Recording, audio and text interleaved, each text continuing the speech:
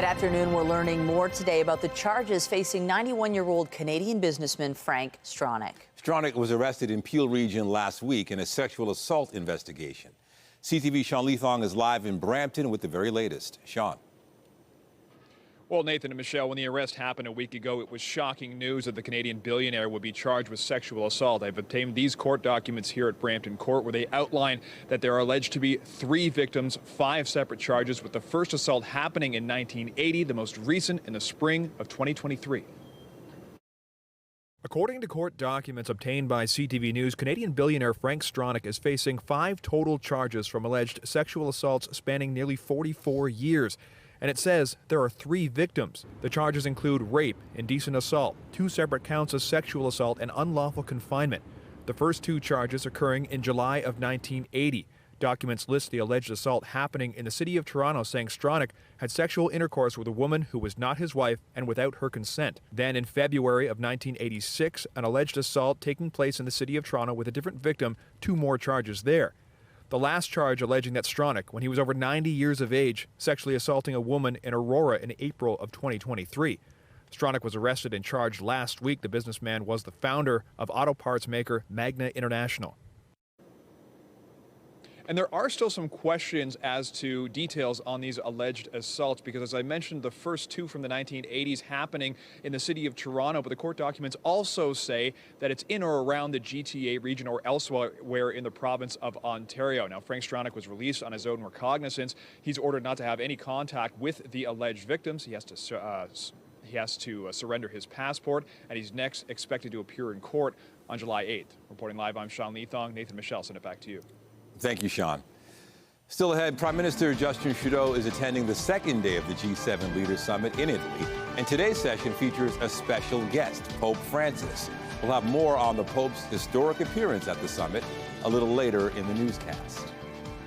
But first, let's take a live look outside. It is Friday, and the active weather we saw yesterday has moved on. Beautiful sunny skies out there with some clouds later this afternoon, and the temperature is really comfortable. Not so hot, at least at this point. Jessica Smith is here with a look at the current conditions. This is how you Friday, weather-wise at least. This is how you Friday. Very seasonal, a much different story from yesterday. The bulk of the really active weather stayed north of us. We saw about 2 millimeters in and around the downtown core and through the east end of the city, but we are done with all that. But as we step in towards the weekend, it gets nice and it stays nice. Pretty seasonal to kick things off, and we're looking at a northerly flow, northwesterly, to keep us kind of at bay from some of that heat and humidity. We are looking at temperatures in and around the Golden Horseshoe between 20 and about 21. And as we step into the second half of our day, it is going to get quite beautiful. 23 at the island, 22 at Pearson. Stunning. Coming up, your full forecast right now. Back to Michelle and Nathan. All right. Thank you, Jess. They're known as tranks, animal tranquilizers being put into the street supply of fentanyl, the powerful opioid behind the crisis that's claiming thousands of lives every year right here in Ontario. And CTV's Beth McDonnell reports tranks are creating new concerns for people living with addiction.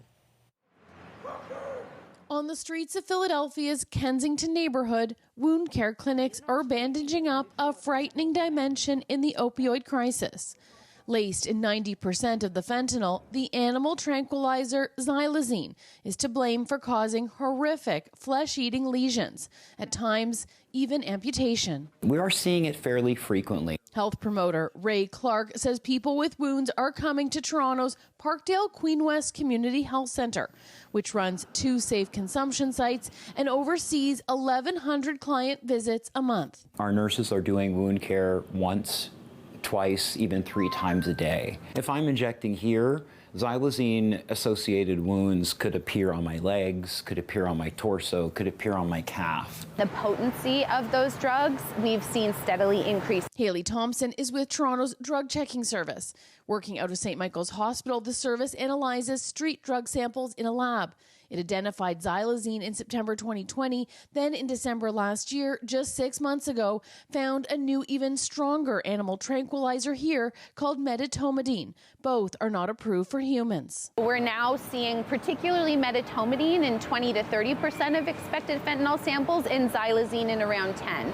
So that means that an animal tranquilizer of one kind or another is presenting in 30 to 40% of expected fentanyl samples.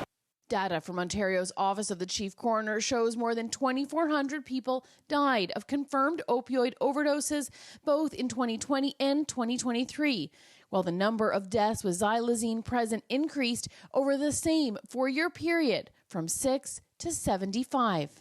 Clark and his team are adapting. One of the major problems they see with medetomidine is how drastically it can slow the heart and breathing. We're seeing people with pulses in the low 30s and in some instances in the 20s, where we've had to cut shirts off and attach automated external defibrillator device. The life-saving drug naloxone reverses the effects of opioids but doesn't work on tranks. When a client is in trouble, Clark says staff will notice them losing consciousness, then step in to give oxygen, reducing brain damage. What I think the community needs is more understanding and compassion.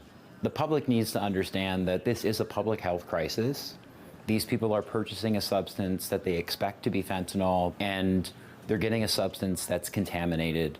Medetomidine is relatively more recent, but I expect that because it has similar properties to xylazine, that we'll see medetomidine-related wounds as well. When clients visit the safe consumption site, they can read the latest findings from the drug checking service. The people who come here know staff will help during an overdose. But Thompson says the toxic substances in fentanyl keep changing, and stronger policy from leaders is desperately needed. Whether that be we go the route of regulation like we have done with alcohol and cannabis, or whether we go to a medicalized model like you could say Safer Supply has gone. She says while safe consumption sites and drug checking are there to support people, it's not enough. Beth McDonnell, CTV News. One person has been injured in an overnight shooting near Victoria Park in St. Clair. Emergency crews were called to the area at around 12:30 a.m. Paramedics tell CP24 a man was found suffering from gunshot wounds and was taken to hospital in serious but non-life-threatening condition. There's no word yet on suspects, and so far, no arrests have been made. Police have arrested a man accused of killing his grandfather in Etobicoke earlier this spring. On the afternoon of April 18th, police were called to a home near Kipling and Eglinton. They say 90-year-old Antonio Alonzi of Toronto was found with significant injuries from a stabbing, and he was pronounced dead there on scene. 32-year-old Massimo Alonzi of Toronto has been charged with second-degree murder. Investigators are notifying the public of an arrest in a series of alleged sexual assaults, and they say more potential victims could be out there. This week, police arrested 29-year-old Arnold Edzozomo of Toronto. They say on several occasions between late April and early May, he followed a woman he did not know through Earl Bales Park. Then, 2 days ago, he's accused of sexually assaulting a woman in a public washroom at Barbara Frum Public Library. He now faces charges of criminal harassment and sexual assault. There's a new tool in the fight against car theft if you can afford it. Not a guard dog or an alarm system, but a simple barrier that's becoming more popular with car owners. CTV's Adrian Gobriel has the details. A rise in car thefts has consumers taking a stand. They're going to be putting in 3 metal barriers, basically to make sure that in the future, a thief will think twice before stealing any of my vehicles. These bollards are quite literally popping up across Toronto, with shoppers even finding them for sale inside Costco. What are you hearing from your clients? Peace of mind. Canadian car owners could use some. More than 100,000 vehicles were stolen across Canada in 2022. That's about 1 every 5 minutes. About a month ago, I had my car stolen. This is video of a thief entering Larry Lau's Range Rover. Just 45 minutes after he returned home from dinner, the SUV was equipped with a club steering wheel lock. But the criminal made short work of that. The AirTags inside the vehicle were also located and tossed out the window. Now, the luxury SUV was located by police, and that's where this story takes a shocking turn. Right after that, we put it into a repair facility to get it fixed. And then just this week, the car was actually stolen from the repair yard. What's going through your head after you learn that? You know, what's happening in this city? That something like that happens with such frequency. Enter the Bollard Boys, 2 young entrepreneurs who are now fielding calls from across North America from people desperate for help. The only way that the bollard could go back down is via the security key. We haven't had any stolen vehicles after an installation. The price tag about $2,000 a bollard to combat an illegal $1 billion industry. Stolen cars from homes across the country are now being located overseas. In February, the RCMP began sharing data internationally. Since then, Interpol has already found more than 1,500 vehicles abroad. Adrian Gobriel, CTV News, Toronto. The Ford government's handling of the Science Center is under scrutiny once again. Many have questioned the necessity and cost of moving the center from its current location to a redeveloped Ontario Place. But now we know exactly how much the government spent on just making the case for such a move. CTV's Queen's Park Bureau Chief Siobhan Morris joins us live with the latest details. Siobhan. Well, that business case was presented towards the end of last year, and within a few days, the Auditor General said that report was incomplete. And now we're finding out just how much money we paid, Ontario taxpayers did, for that incomplete report. It's a decision the government has been immovable on, moving the Science Centre from its home at Don Mills in Eglinton to a renewed Ontario Place. Progressive Conservatives say it will save cash and boost attendance. Through Freedom of Information, the Canadian press has learned how much a handful of consultants were paid to draft a business case justifying the move. That was $1 million tossed down the drain. For critics, it's not so much the dollar figure that's the problem, but what it's for. Well, I think it's outrageous that the government has spent, $1 million to concoct a business case for something that, frankly, they had already decided to do. In December, the then acting Auditor General said the business case for the move was incomplete, leaving out key costs and consultations with key players. And without consultation, those that are making decisions are not having all the information necessary to make the correct decision. The business case also made explicit putting the Science Centre at Ontario Place could counter public perception that the waterfront was being privatized. And the move to Ontario Place was to satisfy the lease, the 95-year secret lease to Therm Mega Spa. So the entire thing is a sham. A spokesperson for the Minister of Infrastructure says that the business case tapped into expertise from leading experts in their field and that the cost was needed in order to make an informed decision. Reporting live from Queen's Park, I'm Siobhan Morris. Nathan, back to you. Thank you, Siobhan. Advanced polls are now open in a federal by-election in Toronto that's being watched closely across the country. Today is the first day of early voting in Toronto St. Paul's. The Midtown riding was held by Liberal Carolyn Bennett for 26 years before she stepped down to become Canada's ambassador to Denmark. A record 84 candidates will be on the ballot, but political analysts will be focusing on whether the Trudeau Liberals are able to hold the seat or whether the opposition is able to pull off an upset in what's been a solidly red area for decades. Early voting continues through Monday, and eligible voters have until 6 p.m. Tuesday to apply to cast their ballot by mail. Election Day is June 24th. For more details, you can head to elections.ca. The NDP leader says he's more alarmed now after reading a report that names MPs who may have colluded with foreign countries. That's in stark contrast to the Green Party leader who also recently weighed in with her appraisal. CTV's Judy Trin has the details. Foreign interference. After poring over a top-secret parliamentary report, Jagmeet Singh concluded a small group of traitors are sitting in the House of Commons. What they're doing is unethical. It is, in some cases, against the law, and it is indeed, they are indeed traitors to the country.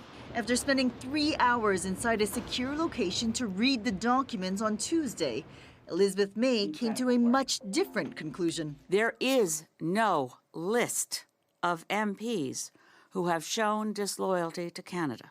May was only concerned with the case of a former MP who tried to meet a foreign intelligence official overseas. But Singh says other politicians knowingly benefited from interference and should be removed. I believe we must find a way to let MPs who are named in this report know that we know what they're up to. The NDP leader says the report also revealed he was a target and contains information about how India meddled in the Conservative leadership race. Singh says it's irresponsible for Pierre Poilievre to refuse to get the security clearance to read it. In a rare show of solidarity, all the parties are working together to pass Bill C-70. The act to counter foreign interference makes it a crime and creates a foreign influence registry. I declare the motion carried. The bill passed third reading and now goes to the Senate. The impact and the risks associated with foreign interference threats have only increased as a result of our inability to implement measures to protect our democracy and our elections. The bill was tabled only 9 days ago, and unless the Senate sends it back to the House of Commons for changes, it could become law by the end of the month. Judy Trin, CTV News. A historic day at the G7 summit in Italy. For the first time, the Pope is attending the gathering of world leaders to discuss artificial intelligence and meeting with Prime Minister Justin Trudeau. CTV's Annie Bergeron-Oliver is traveling with the Prime Minister. She joins us live now from Italy.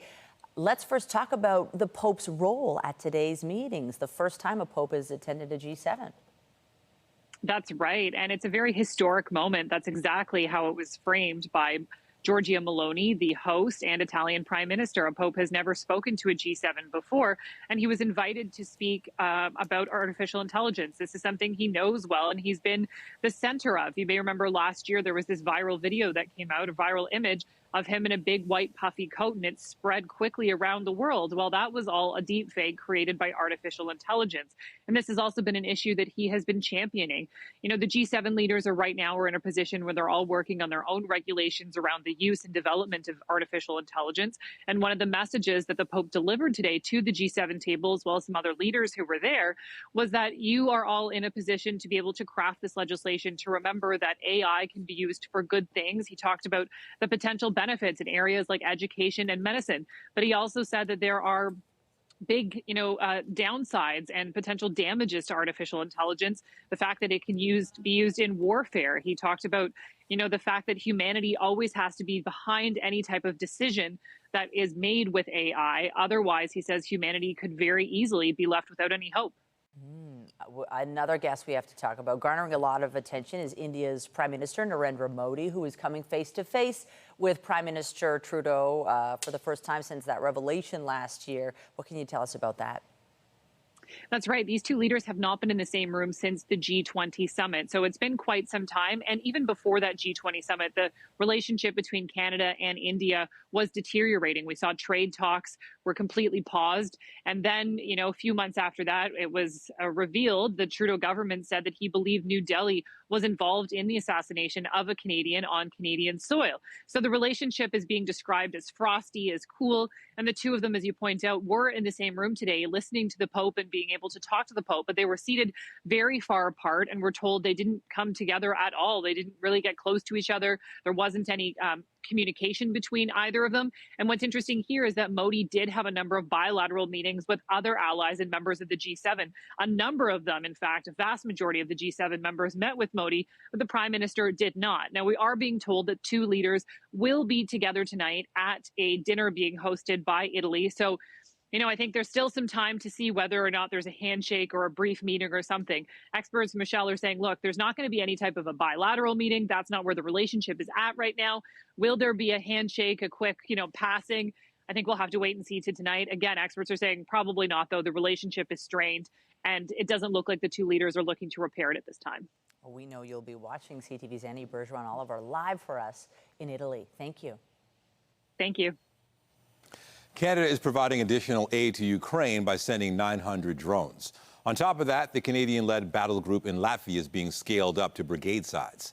Defense Minister Bill Blair made those announcements at the NATO summit in Brussels, where he also said his government looks on track to meet the alliance's military spending guideline. Defense spending budget will increase by 27% next year over this year. But Canada still has more work to do, and we are going to do that work. And we've begun the important processes of acquiring the additional capabilities that we require and that we require to meet NATO's requirements of us. And so we are proceeding with those.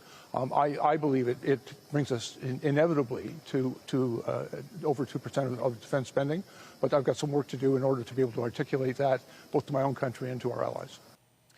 NATO member nations continue to work to meet the group's agreed upon target of spending 2% of GDP on their respective militaries.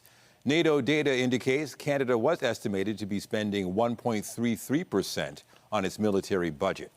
Russia has proposed an immediate ceasefire in Ukraine, but Kyiv is calling the offer absurd. Vladimir Putin says Will begin negotiations if Ukraine starts withdrawing troops from the 4 regions annexed by Russia in 2022 and renounces plans to join NATO. Kyiv says the proposal is manipulative, with the Ukrainian president insisting it is an ultimatum which cannot be trusted. Volodymyr Zelensky says he believes Putin would not stop his military offensive even if the ceasefire demands were met. The Boeing Starliner spacecraft is now scheduled to undock from the International Space Station on June 22nd. The craft, with 2 astronauts on board, arrive at the orbiting outpost on June 6th. Officials say the extra time until leaving allows the team to finalize departure planning, but they're leaving open an opportunity for further extensions of time. Starliner can stay docked at the space station for a maximum of 45 days during its current mission. It's designed for future 6-month missions. Before flying to the G7 summit, Pope Francis met with a very different group at the Vatican today. The pontiff hosted more than 100 comedians from 15 nations celebrating the importance of humor. They included Whoopi Goldberg, Jimmy Fallon, Chris Rock, Stephen Colbert, and Conan O'Brien. The Pope told them they have the power to spread peace and smiles, and said when they bring intelligent smiles to the lips of even a single spectator, they also make God smile. After delivering his speech, the pontiff greeted all the comedians individually. It's going to be another busy weekend in the city with plenty of events, some of which could result in road closures. The Taste of Little Italy is back, bringing live music and multicultural vendors to College Street, and our John Musselman is live in Little Italy to tee up the festival. John, great afternoon. Hi, Michelle. Yes, you might call this the calm before the crowds. Thousands of people will be here on College Street this weekend, and not only will they be enjoying amazing food, but they'll also be watching some pretty incredible soccer. It's an annual summer tradition on College Street, the Taste of Little Italy Festival. Local businesses are getting the food prepared for a huge weekend when thousands of people descend on College Street. Every year it gets busier and busier, I feel, which puts more work on me, but I don't mind it, right? So we're just gonna keep prepping until we're done. This is my first time in the Little Italy Festival. It's my first festival in this place. I'm so sorry. It's so fun. It's such an amazing way to celebrate this community and the culture, and yeah, it's always wild and usually a nice weather, which looks like it's going to be this weekend. This year's Taste of Italy Festival has a sports connection. Cafe Diplomatico will be soccer headquarters for Euro 2024. A tent has been set up to screen some of the key matches, including Team Italy playing a game on Saturday afternoon. We're also going to have a Spaducci tent out front, so you're going to get some Spaducci, arancini. It'll be really nice. It'll be extra busy because Italy plays.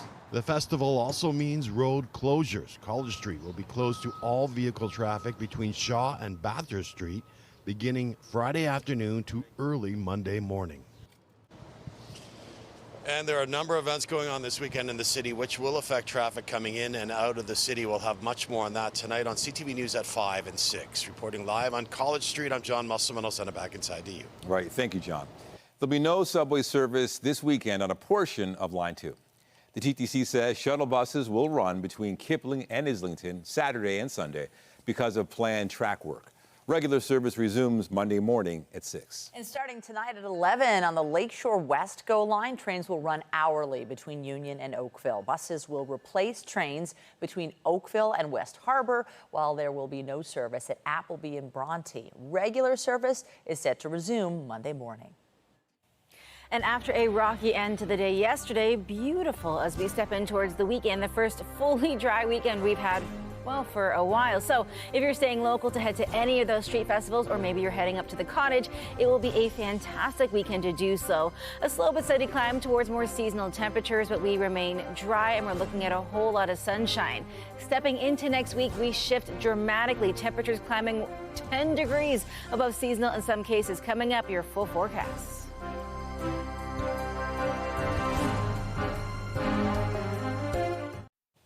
Well, all eyes were on the skies last night. My son's football practice went without a hitch. Everything was fine. I had my umbrella.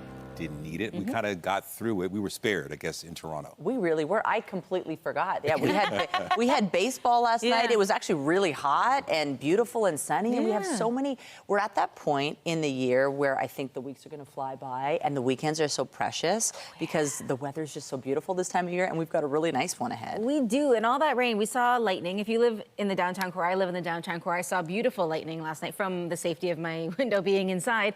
Areas north of the city, so the north end saw it, North York, around the lakeshore, we were spared, but really everywhere else saw a decent amount of rain. But the rain is a thought. It's long gone in the past now as we head in towards what is going to be a beautiful weekend and the first fully dry weekend we've had in quite some time. Weather is brought to you by the Presler Law Firm. Injury lawyers, you don't pay unless they win.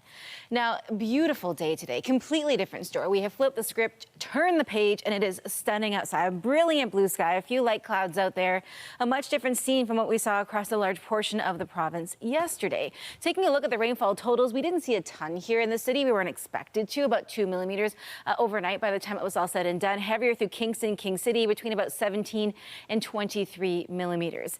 Different story today. High pressure has settled in and really is going to hold firm for the next few days. 24 in Windsor, 23 here in the city. Anywhere north of Sudbury, it's getting a little bit cooler, but overall comfortable. As we head into our afternoon, very seasonal. We'll be at 24. It'll feel like 27. Kingston, 23, feeling like 28. And really right across the board, we're back to where we should be for this time of year. Into this evening, fairly seasonal for Toronto, airs through Niagara, but a little cooler, single digits through Bancroft, Parry Sound, Owen Sound, and even out towards Peterborough. That system, that cold front, has pushed its way further east. We're looking at high pressure, 2 areas of it, north of us, south of us, settling in, and it parks itself over the entire weekend. For the rest of our day today, there's not a lot to see. It's just really beautiful out there, but a UV index on the higher side. So get out, enjoy it, but do it safely. As we head in towards the beginning of what is sure to be a busy weekend, it is festival season. It's street festival season here in the city, and it's the Father's Day weekend. It is going to be a busy one, whether you're celebrating dad, the father figure in your life, or just going to eat really good food at a street festival. Getting into our Sunday, a little more cloud cover rolls in here and there, but overall it is fine. We're looking ahead to next week. Right now we're in that kind of seasonal mark, but as we step in towards our Monday onwards, when you see the deep red start to creep into our forecast, that's when you know it's going to get hot. We're looking at temperatures well into the 30s, feeling into the 40s as we step in towards next week. So very seasonal as we wrap up our day today. We get even a little bit below seasonal for the high into the day tomorrow. And then the heat starts to creep in as we head in towards Sunday. So 27 on Father's Day. We're looking at 18 for the low. And then we skyrocket into the 30s and we stay there as we head through the majority of next week. It's a whole lot of sunshine and a whole lot of heat. Heat stress, heat stroke can happen very quickly when it gets this hot outside. So just check on the vulnerable people in your life. Hydration is so important and breaks in the shade. And those Humidex values, they get into the 40s and they stay there. So enjoy it, but do it safely. We'll switch gears. The Princess Margaret Cottage Lottery VIP deadline is midnight tonight. Get your tickets now to be in to win 3 incredible multi-million-dollar grand prize lakefront cottages located in Ontario's most loved cottage destinations, Halliburton, Prince Edward County, and Georgian Bay. These cottages come with a cool $50,000 cash, all lakefront, fully furnished, and ready for you to move in. Plus, there are more than 8,700 exciting prizes that will, sizzle you into your summer.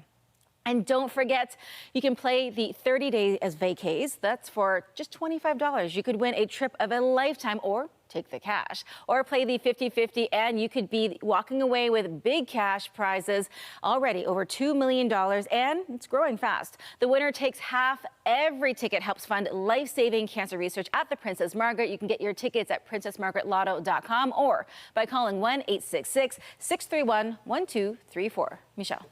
Thanks, Jess. A battle is brewing between a small corner store and City Hall. At issue, the right to sell coffee, as officials say the store isn't zoned properly. CTV News caught up with the owner.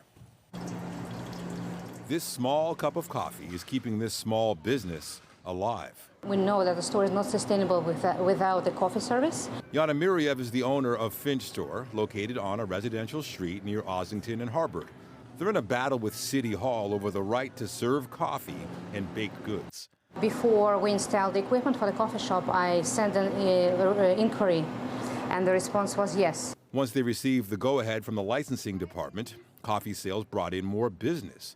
but it also generated an anonymous complaint to bylaw officials because the store is in a residential area and only zoned for a retail variety store. In a statement, the City of Toronto said, in part, any change of use from a retail grocery variety store is not permitted, and that includes store staff preparing food or drinks or coffees for sale to patrons. Soon afterwards, the licensing department sent a letter asking Miriam to consent to the license being downgraded. I said that I cannot do that because it's a death sentence for the business. And since that time, local community members have been rallying around the store with over 1,000 signatures on an in-store petition and another 1,700 online. It just seems like a ridiculous thing to take away the ability to have a coffee shop. I just feel like as a neighborhood, people should support each other. You know, and I've had a bakery before, I've had a restaurant before. I know how hard it is. Within their statement, the City of Toronto said staff is working on an amendment to the bylaw. And the proposed zoning bylaw amendment, as written, would permit a retail store with the option to include an ancillary eating establishment or takeout eating establishment, provided that the preparation and sale of food and beverages is limited to hot beverages and low-risk or prepackaged, ready-to-eat food items. But those recommendations may not come until the end of this year and would then need to pass through council. So Miriam is allowed to continue coffee serving while they wait for a hearing with the Toronto Licensing Tribunal. It's very important when it's going to happen and if we're going to have the tribunal before or after the law will be changed. So for now, they continue, not knowing which part of the city government will act first. And that could be the difference between thriving and running out. Still ahead on CTV News at noon, increasing access to valuable vaccines for older Ontarians. The call for pharmacists to expand the range of shots they can offer in the hopes of keeping seniors safer. Stay with us.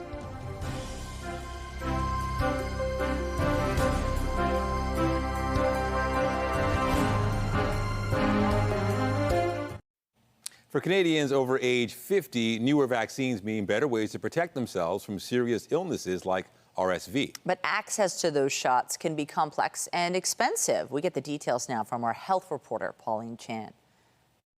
After her husband Jeff was hospitalized with shingles, Allison George was keen to get the Shingrix vaccination, but she was too young to have the 2-dose immunization covered by OHIP. I recognize that some people can't just drop the money required to take that vaccination. I just felt we could afford it, and it was just something that I didn't want to go through that discomfort that my husband did. It depends on where you go.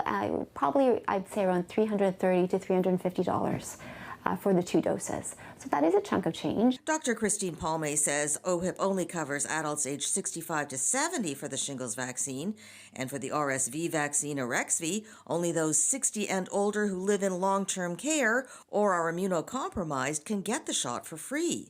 Sometimes employee health benefits will cover all or part of the cost, but sometimes you need a prescription issued by a physician or, as of last fall, a registered nurse. So a lot of the private drug plans do recognize the fact that preventative measures like immunization provide a really good return on investment. And with that, they make it what's called a funded benefit. But a significant number of Ontarians don't have a family physician, and adding to the confusion, pharmacists can give out free influenza and COVID vaccinations, yet they don't have access to the OHIP-covered shingles vaccine, only the ones outside the covered age group. We've been long requesting the opportunity to fully participate in Ontario's publicly funded programs and to be considered both, an administrator, but also a prescriber for any of those vaccines that require prescriptions.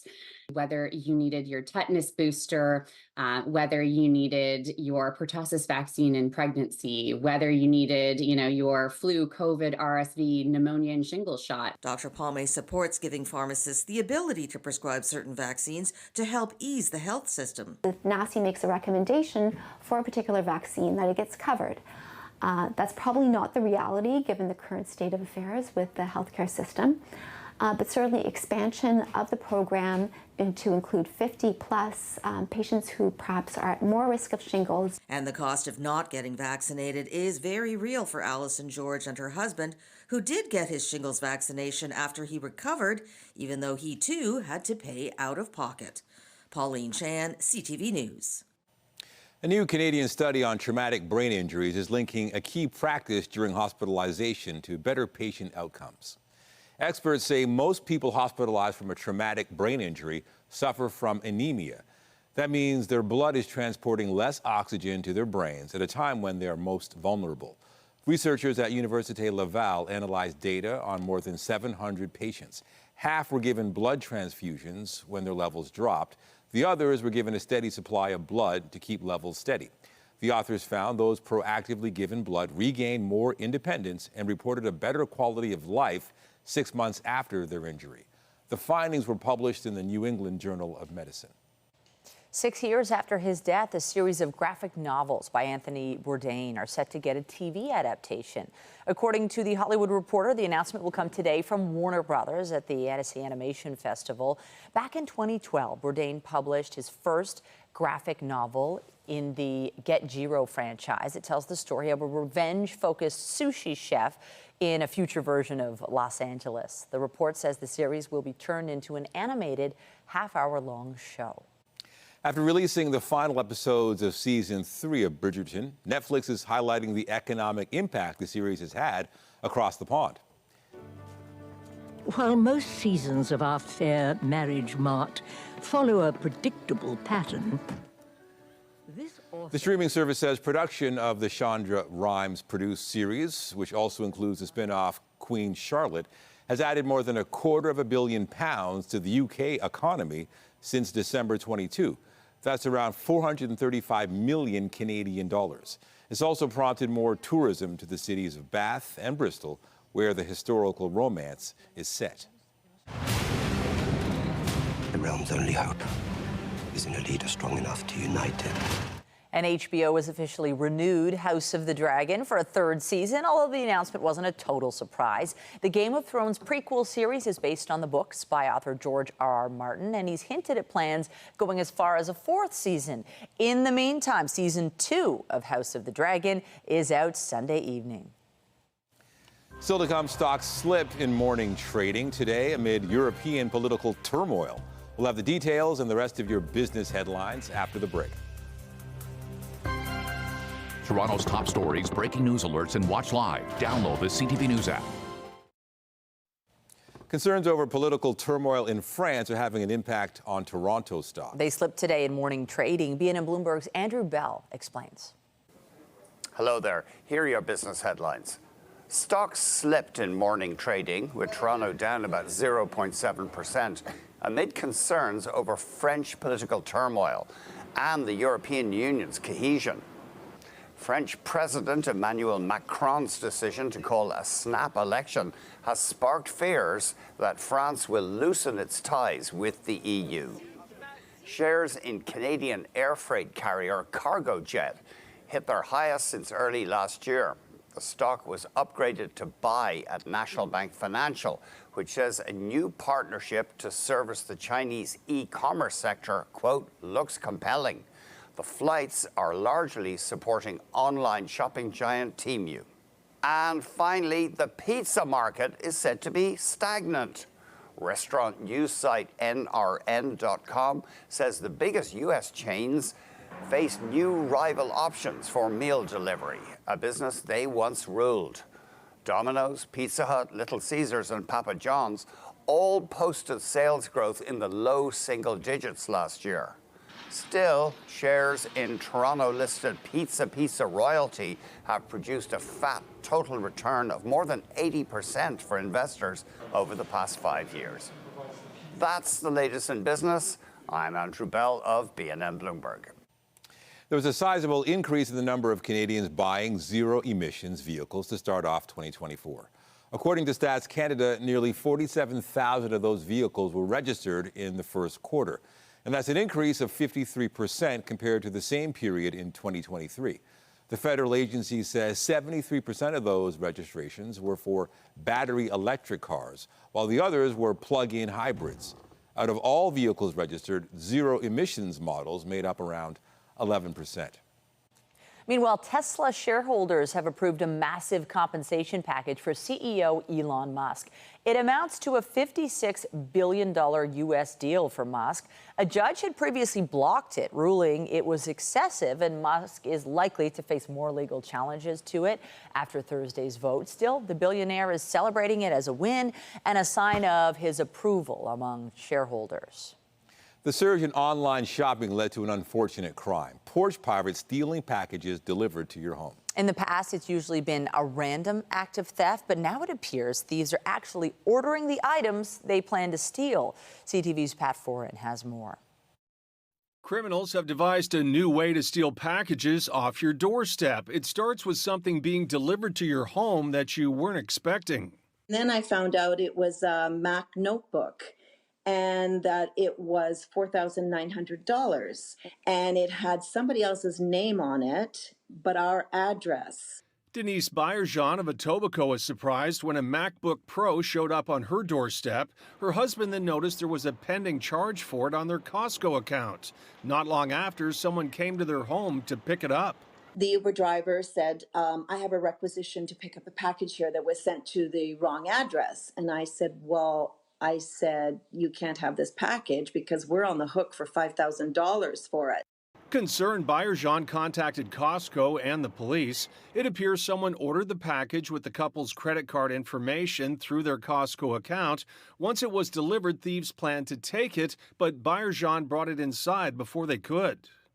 They were waiting that no one was going to be home at our house, and they were going to steal this package. And I think our house was being watched. The thing about fraud is that in many cases, we never know how the financial information is stolen. Claudio Popa, a cybersecurity expert, says it's a new twist on an old scam. It's called the double-decker scam because now thieves need to hack two sources of information to make it work. It used to be called a dropship scam or fraud, and now they call them double-decker simply because they steal one piece of identity and one piece of financial information, and they put them together. In the case of the laptop, Costco took it back and the couple did not incur any charges. Bayerjean says she wanted to warn others what happened in case a strange package shows up at your door. Other people should be very aware not to hand over a package that has somebody else's name on, even if it has your address. Pat Foran, CTV News. If you're annoyed with Meta AI, that feature on Facebook and Instagram, the tech company has bad news for you. A spokesperson says the feature, which works like a chatbot where users can search for information like recipes or web pages, cannot be disabled. Meta says users can ask the AI to reset itself, which will delete a copy of your messages from its memory and prevent it from using prior information you supplied to shape what it sends you. And speaking of artificial intelligence, creative software giant Adobe is raising its annual profit outlook. This comes as the company behind Photoshop and Premiere Pro projects strong sales numbers and indicates its new AI offerings are seeing a positive response from new and existing customers. Adobe came under fire recently amid concerns its AI tools were being trained with user-owned content, something the company has denied. Coming up, a last period surge wasn't enough as Edmonton drops Game 3 to Florida and faces being swept from the Stanley Cup final. We'll have sports highlights after the break.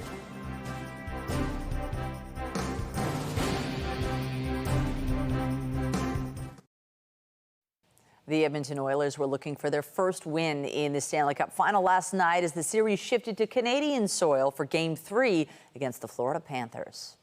Henrik has Fogle in. Here's Warren Fogle scores. The Oilers trailed in the first but tied the game in the second period thanks to that goal from Warren Fogle.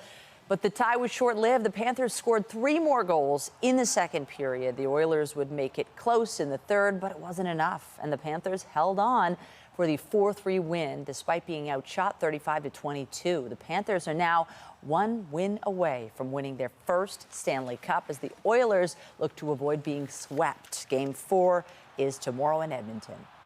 And the Celtics can close out the Mavericks tonight in Game 4 of the NBA Finals. Boston has outscored Dallas by 32 points in this series and held the Mavs under 100 points in each of the first 3 games. No team in NBA history has overturned a 3-0 playoff series deficit. Tip-off tonight is at 8. And the Euro Cup kicks off today with host country Germany taking on Scotland. The 17th edition of the European Championship features 24 nations divided into 6 groups of 4 teams each. The top 2 from each group, plus the 4 best third-place teams, will advance to the knockout round. Full coverage of the Euros is available on TSN. The tournament runs until July 14th. And we have beautiful weather for playing soccer, for doing anything. It is a gorgeous way to head on into the weekend. It really is. We have had rain almost every weekend for the past few weeks at some point across southern Ontario. So we are finally getting a dry weekend, a sunny weekend, and one where we can be outside. I love street festivals. It's one of my favorite parts of being in the GTA and in the city, but it has been really challenging because you've had to walk with an umbrella most of the time over the past few weeks. Different story as we head throughout this weekend. Right now, high pressure is really settling in north and south of us, clearing things out, a much more stable air mass, and we will see a decent amount of sunshine throughout the day today. And temperature-wise, as we step into the afternoon, very seasonal, and then getting into the weekend, it gets a little cooler, but don't worry, it gets nicer as we head into next week. All right. Thank you, Jess. And that is CTV News at noon. Remember, you can get Toronto's breaking news all day long on CP24 and at our website, ctvnewstoronto.ca. For Jessica Smith and the whole team here at CTV News, have a pleasant afternoon. I'm Michelle Dubé. And I'm Nathan Downer. Be sure to join us later for CTV News at 5 and 6. Take care.